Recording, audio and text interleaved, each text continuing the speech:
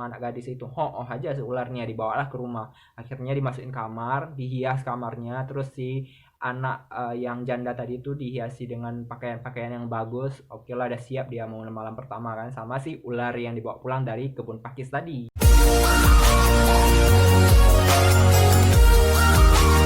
Assalamualaikum warahmatullahi wabarakatuh. Terima kasih sudah klik video ini. Tetap like, subscribe, dan juga komen yang positif biar channel ini menjadi channel yang edukatif, historis, dan juga legendaris. Karena tanpa sejarah kita bukan siapa-siapa.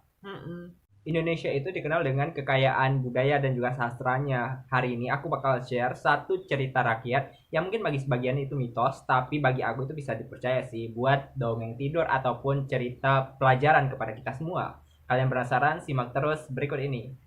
Cerita ini adalah cerita rakyat yang terdapat di Aceh dan legendanya dulu terdapat seorang janda yang punya satu orang anak. Anaknya itu cantik jelita. Si janda ini walaupun dia memiliki putri yang cantik, tapi kehidupannya miskin kali guys. Kekurangan ekonomi ini menyebabkan si janda ini harus bekerja keras. Setiap hari dia itu menjadi babu di kebun orang. Nah, karena memang dia seorang yang miskin, jadi anaknya juga nggak mau tinggal diam. Anaknya juga tiap hari berusaha. Dia cari kayu bakar di hutan, kemudian pergi ke kebun pakis untuk memetik pakis. Di samping rumah beliau yang miskin dan juga tidak memiliki kekayaan apapun, terdapat juga nih seorang janda yang kaya raya dan juga memiliki satu orang putri. Tapi sayangnya si putri tetangga ini memiliki wajah yang tidak begitu menarik seperti tetangganya. Selain memiliki paras yang tidak begitu cantik, si putri ini juga memiliki kekuatan akalnya yang begitu jengkel guys. Jadi banyak orang yang nggak menyukai si janda kaya raya ini. Setiap hari mereka hidup bertetangga, tapi nggak pernah tuh si janda memiliki hubungan yang baik dengan si tetangganya yang tidak berkecukupan ini. Bahkan si tetangga yang kaya raya ini tergolong sangat pelit dan juga memiliki karakter yang menjengkelkan kepada si tetangganya. Nama dari anak yang janda sederhana ini yaitu Laila. Nah, si Laila ini setiap harinya membantu mamanya tuh untuk mencari kayu bakar di hutan. Pada suatu hari, si Laila ini pergi ke hutan untuk mencari kayu bakar dan tibalah dia di sebuah kebun pakis nih guys. Luas banget yang semak belukar itu semua orang juga takut untuk memasukinya. Ya karena desakan ekonomi, si Laila ini akhirnya memberanikan diri untuk masuk ke kebun pakis yang luasnya itu ratusan hektar guys. Jadi terhampar luas dan dalam hati dia terbesit nih ya. Umak rezeki nih memang. Dengan bermodalkan seorang diri, dia pun masuk nih ke kebun pakis yang begitu luas. Didapatnya banyak sekali pakis yang ada di sana dan langsung tunggu apa lagi, langsung sikat lah. Yang namanya rezeki karena udah dikasih, ya udah sikat. Lagi dia memetik pakis nih ya, dia terbesit dalam hati dia. Terbayang kan, andai aja ayahku masih ada, mungkin hidup aku sama mama juga nggak bakalan seperti ini. Dan seringkali dia tuh ngeluh di kebun pakis itu. Kalau misalnya ayahku masih ada, ya mungkin hidupku nggak akan sengsara ini dan bakalan jadi lebih baik seperti tetanggaku itu. Rumahnya yang tidak ada sama sekali apa-apa. Peralatan dapurnya juga nggak ada, garam nggak ada, minyak nggak ada, sabun juga nggak ada, apapun nggak ada.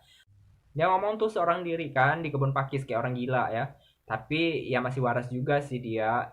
Kayak ngeluh gitu sama takdir dengan apa yang dialaminya. Tiba-tiba nih lagi-lagi dia ngomong sendiri, datang suara yang menakutkan dari rimbunan pohon pakis yang ada di sana. Kamu kok ngeluh katanya. Suara itu datang dengan tiba-tibanya. Ya udah aku kasih semuanya. Terkejut lah ya kan si Laila tadi. Jatuh tuh bungkusan pakis yang ada tangannya dia karena terkejut dengan suara yang tiba-tiba muncul dan nggak tahu sumbernya dari mana kan. Dalam drama gitu kan dia nanya, kamu siapa gitu. Terus dibilang, kamu nggak perlu tahu siapa saya. Yang penting kamu ambil saja sembako-sembako. Sembako maksudnya ya kayak sembako ya kan. Kamu ambil saja keperluan kamu untuk di dapur itu di bawah pohon itu. Dan bener aja nih ketika dia udah nengok ke arah pohon besar yang ada di sana, seperangkat alat sembako itu tersedia lengkap di sana kayak bantuan sosial aja. Mungkin dalam hati si Laila ini curiga kali ya, ini bantuan dari Menteri Sosial kali ya. Pertamanya si Laila ini yang ngerasa bahwa ini bener nggak sih? Ini aku lagi mimpi nggak sih? Ya udah karena udah didesak sama si suara tadi, dia pun takut kan, diambilnya semua tuh, dibawa pulang. Sampainya ke rumah, mamanya pun bukan senang tuh dapat sembako yang begitu banyak, malah dimarahinnya si Laila. Kata mamanya, dari mana kamu dapatkan semua ini kalau kamu nggak melakukan hal-hal yang negatif? Terus si Laila tuh nangis lah ngejelasin sama mamanya, meskipun dia miskin, dia nggak punya kekayaan sama sekali, ya tapi dia nggak serendah itu juga. Dia masih ingat bapaknya kan. Cerita-cerita lah panjang kali lebar sama mamanya, nangis-nangis drama banyak di rumah. Dan mamanya percayalah, dimasaklah semua itu kan. Keesokan harinya dia metik lagi tuh pakis, berharap ada bantuan lebih gede ya kan. Dan bener aja dia ngeluh nih seperti biasa. Kayak mana lah aku kan hidupnya sengsara kali sepeninggal bapak aku yang udah meninggal beberapa waktu tahun yang lalu. Kembali tuh si suara misterius datang dari rimbunan pohon pakis, pohon batang pakis maksudnya. Kamu nggak usah khawatir, di sana aku sudah menyiapkan segalanya untuk kamu. Ih, terkejut pula si Laila kan. Tak dia kaget juga kan, ternyata si suara misterius itu penunggu dari batang-batang pakis yang dia petik itu. Terus dipaksakanlah kan dia untuk ngambil apa yang sudah disediakan di bawah pohon yang kemarinnya ambil sembako. Jadi di sini sekarang tuh ada songket, ada pakaian yang bagus-bagus, ada emas dan sebagainya. Dibawa pulanglah ke rumah. Mama Ani kembali dia terkejut, nanyain ke si Laila ini, dari mana aku dapatkan semua ini, jangan aku curi ya sama orang lain kayak gitu di pasar. Dan si Laila pun ngejelasin kalau ada orang-orang misterius yang kasih dia sesuatu yang berharga ini katanya. Dia ceritain semuanya kalau ada suara misterius. Mamanya pun percaya lagi kan, karena memang si Laila ini anak yang baik, nggak mungkin dia ngelakuin apapun yang negatif. Hari-hari ini terus berlanjut, akhirnya banyak tuh pemberian si suara misterius. Suatu hari, si Laila ini merasa bahwa dia udah berhutang budi sama si suara misterius ini. Lalu berkatalah si Laila, "Weh, aku kan udah dapat banyak hal nih dari kamu. Masa aku nggak kenal kamu? Keluarlah weh, jangan main sembunyi-sembunyi gitu." Si suara itu ngejawab, "Kamu yakin mau lihat aku?" katanya.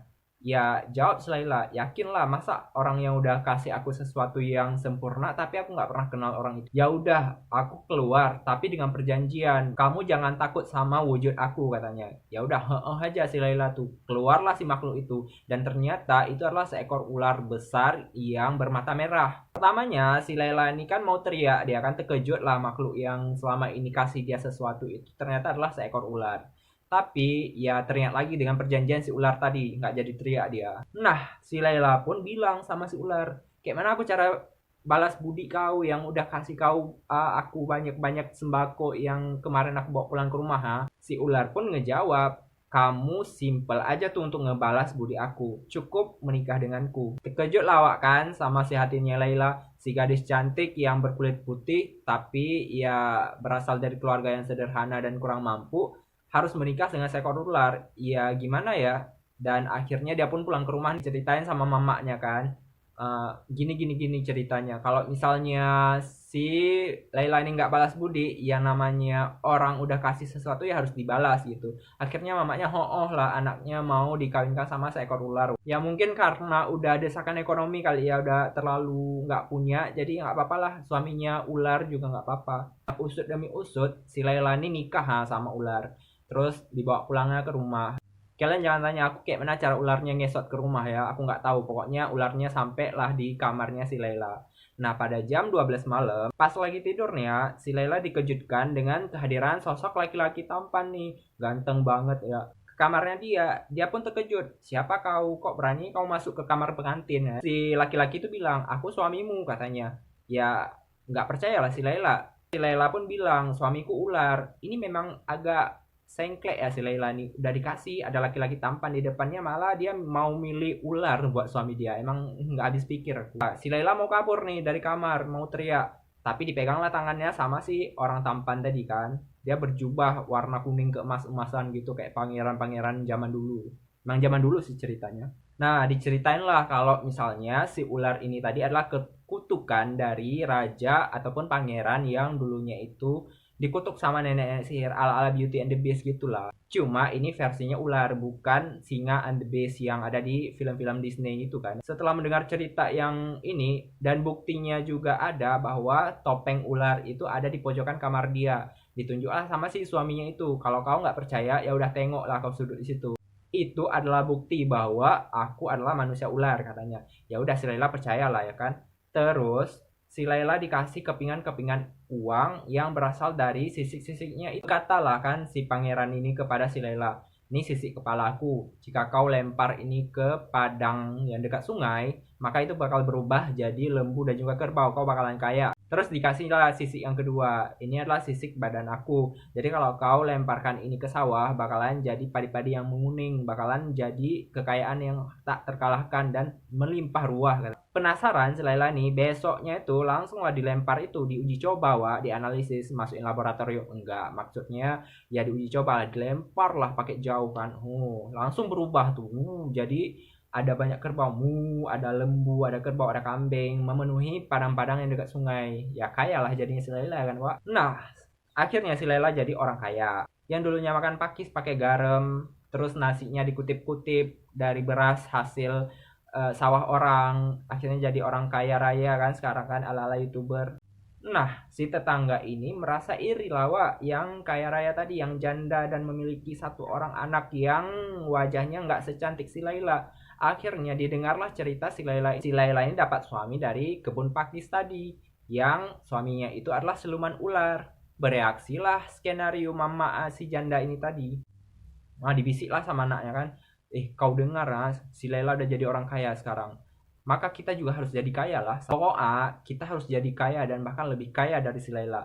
Nih, denger mama yang bikin skenario ya, nah. Si mama ini pun merancang skenario bahwa si anaknya tuh harus ke kebun pakis, berdrama seperti si Laila. Datanglah kan si putrinya ini ke kebun pakis pakai pakaian compang-camping, terus ngadu kalau dia nggak punya ayah, nggak punya makanan untuk dimakan, terus nggak ada yang sahur. Setelah capek nih beberapa hari dia berdrama di pohon pakis, di batang-batang pakis banyak itu, ditemukanlah ular piton gede yang seukuran pohon pisang. Dibawalah kan, dipikirnya si anak tuh tadi kalau ular inilah yang bakal jadi suami dia. Dipaksa tuh ularnya bawa ke rumah, diikat kan, dicekek di lehernya, dibawa pulang ke rumah. Terus kau harus ikut, kau harus jadi suamiku. Kalau si ular udah bisa ngomong, dibilang aku nggak mau jadi suamimu, kau buri. Si ular yang nggak berdaya ini mungkin ularnya udah ratusan tahun ya kali ya, udah kakek-kakek kali ya. Ya dipaksa lah sama anak gadis itu.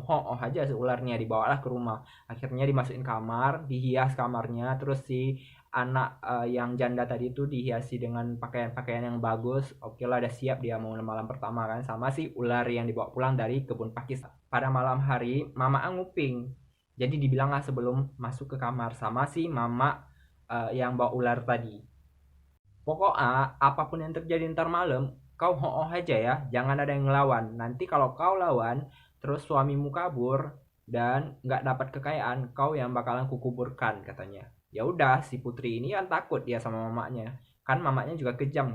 Nah, jam 12 malam pun tiba. Akhirnya si putri itu berteriak, "Ma, udah sampai kaki," katanya.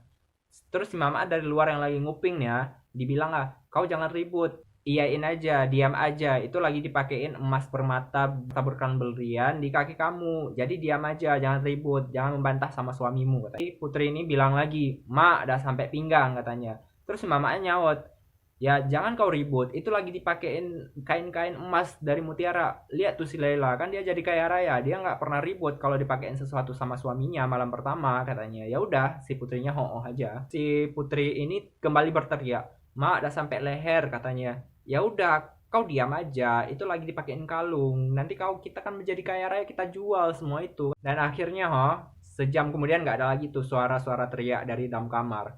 Akhirnya mamanya pun ya merasa bahwa anakku kayaknya jadi kaya nih. Dalam hati si mama nih kan berkhayal dia, ntar aku beli ini beli itu, bakalan beli sawah, bakalan lebih kaya dari si Laila tadi.